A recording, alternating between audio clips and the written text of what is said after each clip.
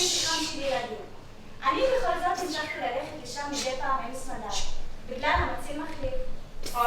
תראו מי זה? המציל המחליף. איזה שרירים, איזה טורסו. התחתונים שלו נצמדים.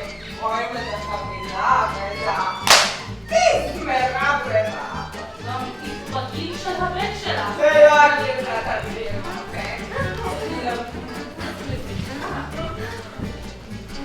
וגם נורא רציתי לראות אם גם לקרוא התחתונים יצטרכו כמו למציל מחליף. ראשי ברזילאיה.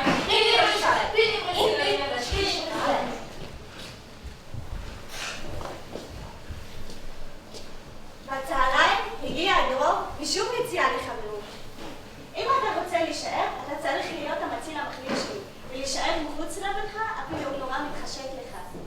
באתי רק לדבר איתך, אין לי בגד ים. ובכלל לא אכפת לי שבאת רק לדבר איתי ושאין לך בגד ים. מצידי תישאר בתחתונים.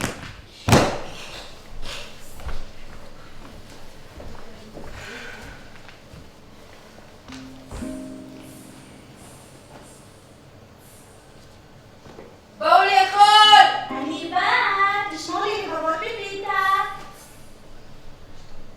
אני יכול להיות כבר המציל הקבוע שלך? מציל מחליף זה דווקא יותר שווה לי קבוע. נהיה לי קר. אני אוהב אותך. התחתונים שלו באמת נצמידו כמו למציל מחליש, וכשהוא התקרב אליי, כמעט שקעתי במים מרוב נעימות וסחרחורת. רעב מוזר תקף אותי. נשכתי לדרור את השפתיים ולא יכולתי להפסיק, עד ששמעתי את אמא צועקת. אמנון? אמנון? אמנון? אמנון? אמנון? אמנון? אמנון? נבהלנו נורא. דרור התנגש בי, והשיניים שלו מצאו את השפה התחתונה אמנון? שלי. אמא המשיכה לצעוק, איפה אמנון? איפה אמנון? בהתחלה לא הבנו מה היא צועקת, כי זה נשמע דומה לפזמון החזה של אמנון? איפה המשקפיים שלי? אמנון? איפה המפתחות אמנון? של האוטו? כשאבא התחיל אמנון? לצעוק אחרי אמנון? איפה אמנון? איפה אמנון? אמנון! המילה יוצאת דופן בפזמון הרגיל. כשאבא התקרב לבריכה, ורגע לפני שהוא קפץ אמנון! עליי, ראינו את אמנון ממש לידינו. צף במים השקטים.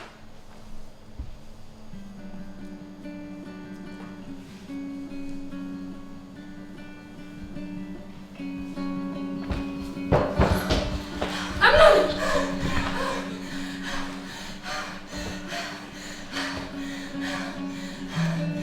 קראו לאמבולנס!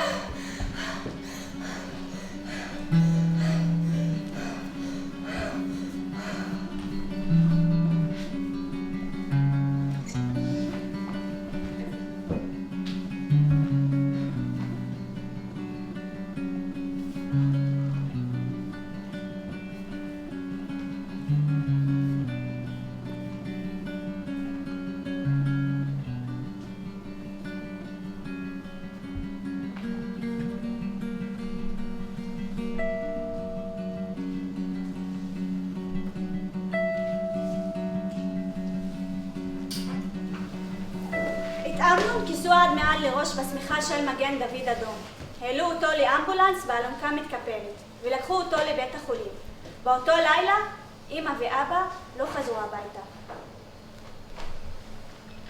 אחרי שאמא הכינה את הסלון לשבעה וכל המזרנים והקריות של הפוטלים הירוקים כבר היו על הרצפה, אמא הלכה למטבח וקראה לאבא. היא אמרה לו, יש לי בבטן אמנון חדש.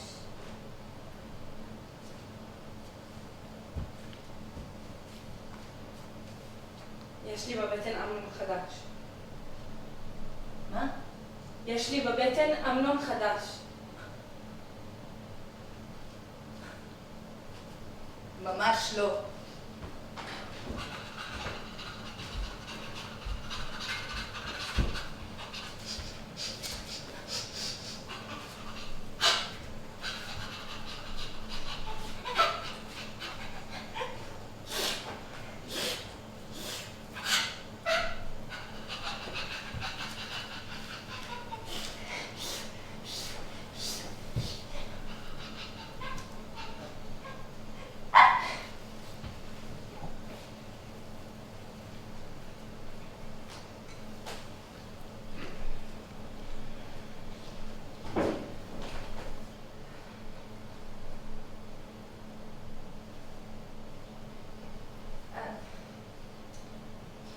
הצטרפתי לחברים. انضممت للرفاق חזרו לצל של העץ الذين ונשכבו. كانوا قد عادوا ليستوقفوا في ظل איש לא פצה الشجرة. פה. נון יצא רועד וניסה לחבק אותי. يرتجف. ודחפתי אותו מעל. حاول معانقة הביטו فدفعته בנו, חיכו למשהו. نظروا إلينا. לא ידעתי كانوا מה. ينتظرون شيئا لم أعرف ما هو. אחרי כן חזרנו לקריית ענבים. عدنا إلى كريات عنبين. קברנו 2 הרוגים, قمنا بدفن قتيلين. כולל רפי, كان أحدهما رافي שהיה תלוי על الذي העץ. كان معلقا على الشجرة. ונכנסתי לאוהל ויצאתי, והלכתי דחפת לאחד לחיים. המפקדים הבכירים. وذهبت لأحد אם القادة אפשר לקרוא להם وعرفت ככה. لها ما حصل. וסיפרתי לו מה היה ומה אני חושב. أراد أن يعرف ما الذي הוא فعل שאל מי ذلك. זה היה. لم אמרתי שאת זה לא يتمكن אגיד לו. הוא ניסה להבין מה אמרתי לו.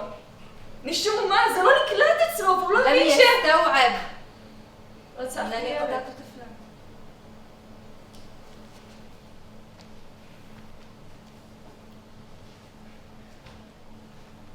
המפקדים הגבוהים كانوا كبار לא القادة. הכירו כמעט את הלוחמים. لا يعرفون שהיו מתים בלי المحاربين שם. الذين كانوا הטוראים يموتون היו שותקים, بدون أسماء. וממשיכים להילחם ולמות. והמפקדים, أما الكبار מלבד القادة אחדים, היו עסוקים كانوا كل شغلهم الشاغل בלהיות بأن מפקדים. يكونوا قادة.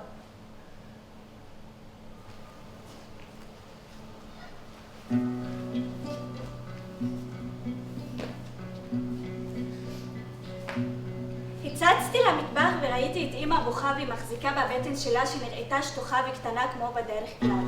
דמיינתי איך אמנון החדש שוחה בבטן הקטנה של אמא, ופחדתי שמרוב דמעות ייגמלו לאמא המים בגוף, ואז אמנון החדש יקפוץ מהבטן שלה. כמו שהדגים קפצו מהאקווריום, כי שכחנו לתת להם אוכל, ואז אמא זרקה את האקווריום בחצר, והניחה במקומו את הסלסליים הממשיכות של אמנון, והמספריים הקטנים בצבע התכלת. ואבא קרא לנו רוצחים.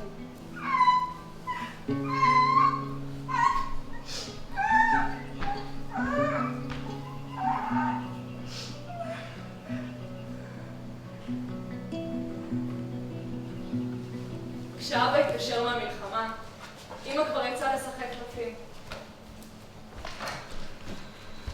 הכלב נהרג! כלבים מתים מביאים איתם מחלות. תדאגו שמישהו יקבור אותו. תגידי לאמא שהתקשרתי. כן. תתני נשיקה לאחים שלך. בסדר. מבטיחה. מבטיחה. ואז התקשרתי לדרור ולעומרי. לא סיפרתי לאבא שאת הכלב המת מצאתי במרתף האסור.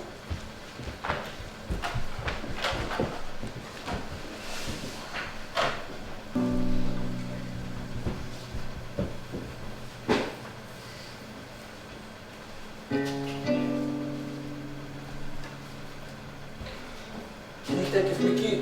כשאתה עם אבא שלך ברפת אתה מחזיק מעמד יפה מאוד במטרות המטונפות. אז מה הבעיה לקבור כלב אחד מסריח? יאללה בוא נקבור. חכו רגע.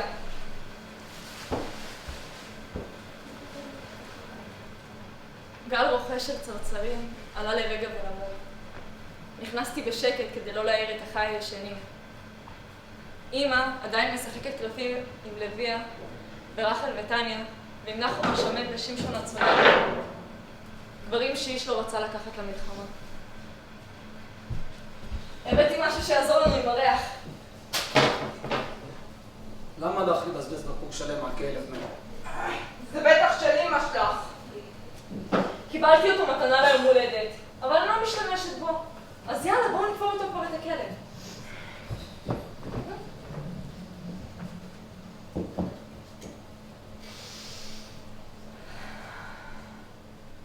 יש איזה ריח של בנות. ריח של בנות. המשפט החליק מגרונו של עומרי מהר מדי, כמו וידוי.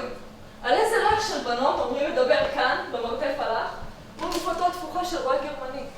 חכו רגע. קודם הייתי כאן בין החולצות, אוסף של חוברות שנראו לי מעניינות. אולי נציג שוב עם הפנס? אין לנו זמן לזה. אנחנו חייבים כבר לקבור את הכלב ולחזור הביתה. אמא שלי תדאג. אבל אמא שלך משחקת קלפים עם אמא של נוגה ואבא צולע שלי. מי בכלל ישים לב שאנחנו לא במיטות? אני לא יכול לזרות הערך הזה. נו, נראה.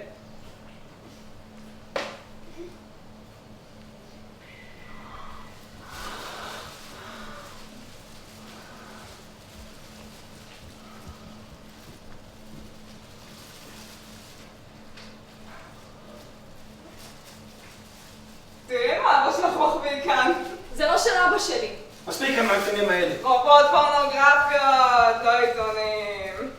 בואו נצא מכאן. חכי רגע, עוד לא ראינו הכל. נכון שעוד לא ראינו הכל? אני חושב שכדאי שנצא כבר ולקבור את הכלב. לאן אתה הולכת? אני חושב שאם אנחנו באים באמצע הלילה לקבור בשביל הכלב של אמא שלך הרגה, את יכולה לפחות לפצות אותנו במשהו. תעזוב לי את היד ובואו נעוף מפה. אנחנו צריכים לקבור כבר את הכלב לפני שישימו לב שנעלמנו. לא אכפת לי.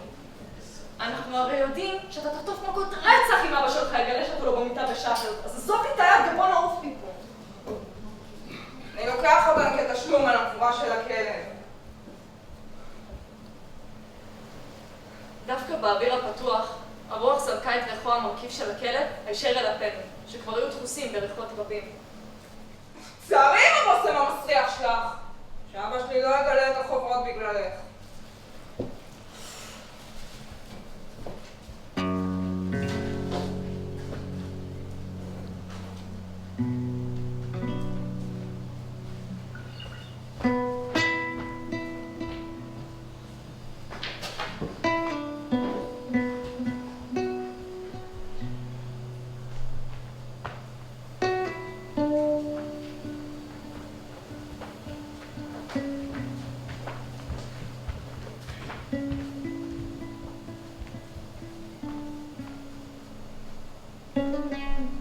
בחודשים שבין התיכון לצבא אני ממיינת ביצים עם אסעד במחסן הקואופרטיב. אני רוכנת מעל מתקן המיון ומפקחת על תנועות הביצים המתגלגלות על מסילות מתכת. הניאון בוער באש קרה מתחת למסילות ומשקף את פנים הביצים. הביצים, שפנימן זורח מבעד הקליפה החלקה, ממשיכות במסלולן ללא הפרעה, אל מעבר לירת הפלסטיק, שם משופצו בתבניות קרטון. יהלום באפר קם. הקרמבוים שאת אוכלת. מה רות? מה לי קרמבוהטי לי ביקולהון?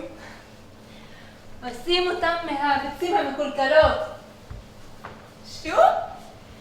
بيعملوهن من البيض الخربان. בתא הזכוכית המחומם יושבת המראה המפקחת, ומבעד לרמקול קטן מהירה לפועלים העזתי. יאללה שבאב, תעשו, יאללה! חמד! זה מקום עבודה פה! יאללה, מדי פעם היא קוראת לי לבוא אליה, אל התא המחומם. היי, מה העניינים? הכל בסדר? הפועלים עובדים? כן. גם שאני לא מסתכלת? האסד הזה נראה לי מתקרב אלייך קצת יותר מדי. זה בסדר, את יכולה לחזור לעבודה. בסוף השבוע עומרי יוצא לחופשה קצרה מטירונות היחידה, הוא מגיע אליי עטוף בריח מתכתי של שמן רובים. כשהוא מלטף אותי אני עוצמת את עיניי, ומתחת לאפיים אני רואה את הביצים מתגלגלות על מצע רך של אור. הן מתגלגלות ערומות בחלל העיניים. סדקים מתפתלים בקליפתן והצמים עמומים נראים מבעד לבטנן.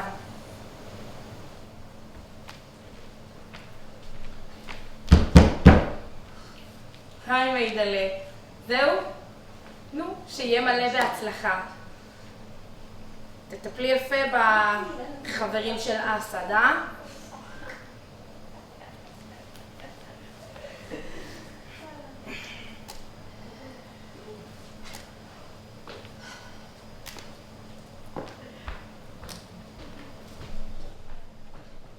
اسمعوا يا جماعة أغني لكم غناء يلا غنوا معي ها يلا رجعوني عيني الله لأيام זה מקום עבודה פה! علموا אתם יכולים בבקשה להפסיק עם זה? على الماضي وجيران אני הרבה יותר מדי נחמדה עליכם! اللي شفتوه اللي شفتوه لك اللي شفتوه אתם סיימתם את ההפסקת צהריים שלכם מזמן! شوفك عينيا אתם מקסימים! عمري ضايع بيحسدوه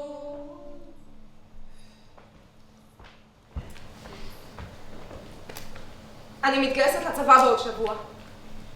בראבו, אני בטוח שתהיי חיילת טובה.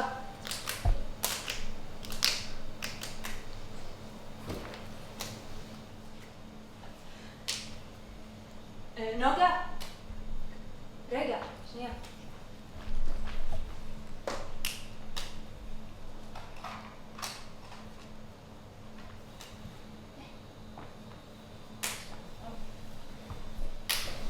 שיהיה לך לצבא.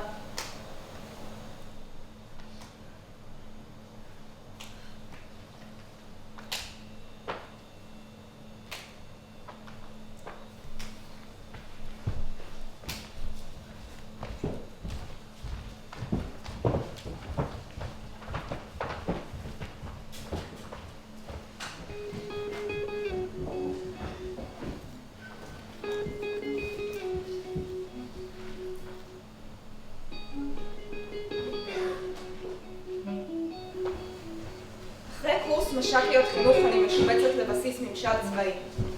אז תקשיבי. בבוקר אני דואגת שהעיתונים יגיעו למילואימניקים. אחר כך עוברת אצל המג"בניקים. מסתובבת בין המשרדים, מארגנת מסיבות בחגים. זאת כל העבודה פחות או יותר. היום ארגנתי טורניר שש-בש. בואי תראי. היי עינה. זאת המחליפה שלך? נעים מאוד, אני נוגה. אני מביטה בהם. מדים מגועצים ומאומלנים, כתפיים שחות, מגחכים ללא סיבה. הם נראים כמו שתי גפיים ששייכות לגוף מורכב אחד. את תראי אותם הרבה אצלך. הם באים לחינוך להרוג זמן. אחרי ארוחת צהריים, תחת שמש כיוורת של תחילת אביב, מתאספים החיילים סביב השולחנות ומתחילים בטורניר השש-בש. עיניו מפנה את תשומת ליבי אל עמי, חייל דרוזי שעיניו ירוקות ועורו ענברי.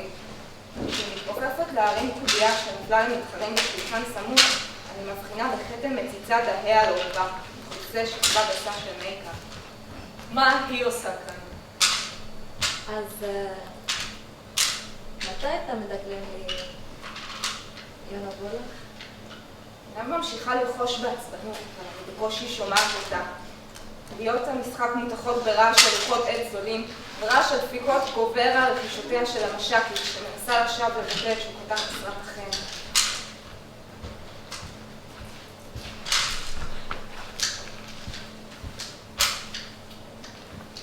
איך הולך? את עוד תתרגלי. אין כאן רגע משעמם. חוץ מזה, הקצין, רענן, שאל אותי אם יש לך חבר.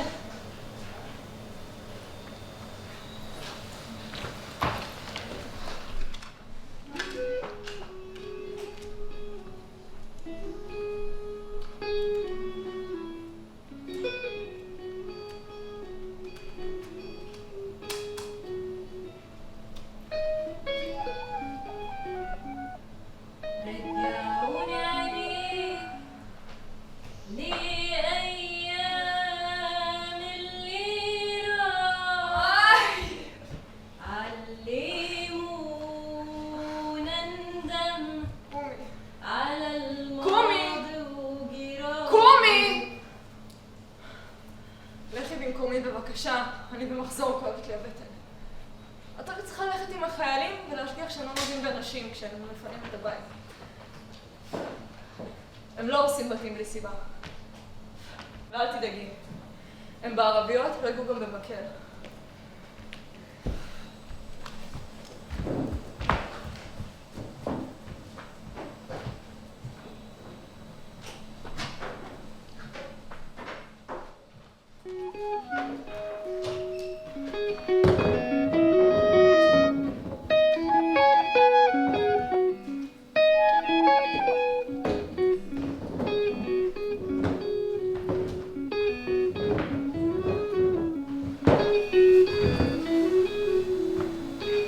מצטער, אין לי קסדות בשבילך.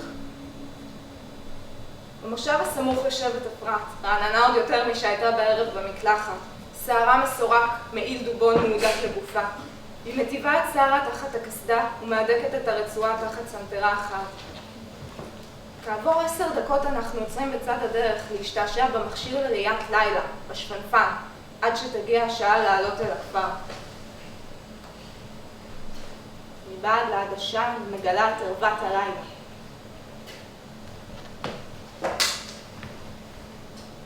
אלו שלא נסעו לאושוויץ נתבקשו לצבוע את הגדר הישנה.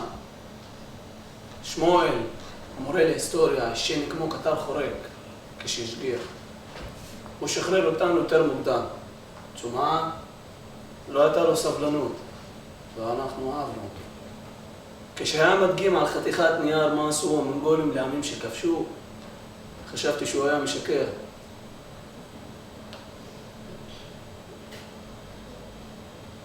הייתי ברמאללה כשהשבץ לקח אותו שנים אחר כך. זה היה בזמן טיול קצר, בטייבה. תיירות, מי? את רואה את הכפר הזה? הולך להיות שם שמח. בוקר טוב יא ג'מאעה! יהוד באו אצלכם לכפר!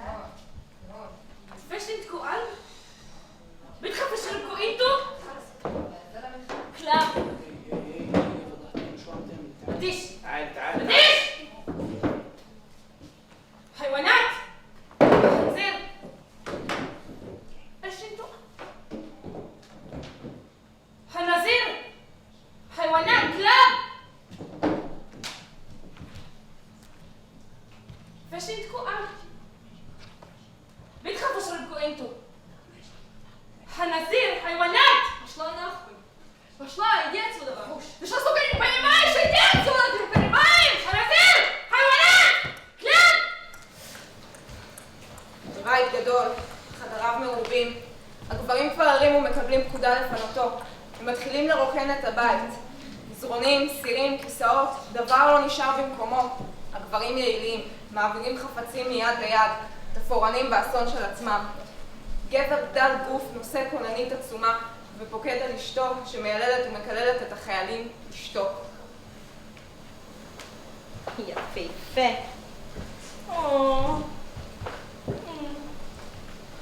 הבוקר הולך עיוור על הבתים וחושף את המדרונות הסוגרים על הכפר. תם הפינוי. דמותי העייפה מוחזרת אליי מן המראה המשובצת בכוננית הענקית. עיניי צורבות מעייפות, ובקרומן הלבן מתפתלות פנימים דקיקות, תולעי גשם אדומות. כשחיילי הנדסה קרבית מתחילים בהתקנת חומרי הנפץ, יונה שמנה נעה על קצה הגג ומביטה מטה במתרחש. היונים מסתלקות על גגות אחרים. עוד מעט גם הבתים יעופו לשמיים.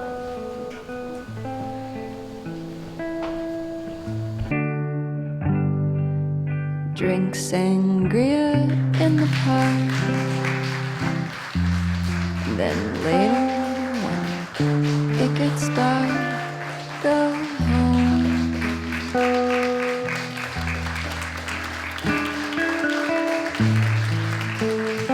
Just a perfect day. Feed animals in the zoo. Then later, a movie too, and then home. Oh, it's such a perfect day.